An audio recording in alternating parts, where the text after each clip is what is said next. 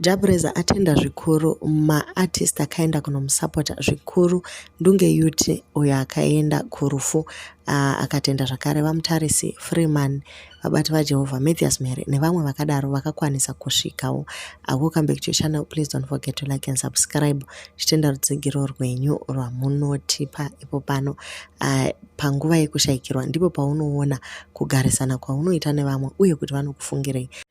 Ndunge akazojambisa machembere pauzumba apo.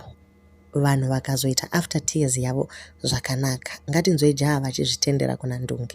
Andifenda karupangamo nekuti rudero rwaitika pane chinhu chichasiya vanga pandiri. Zuva rakadai iri zuva rinorwadza, izuva rekuti kunyangwe kusvika murufu rwangu inini handifenda karikangana. Ene ndo zuva rausarudza shamwari dzangu kuuya kuzomira neni, ndozvikanganwa sei. Azviiti. Thank you.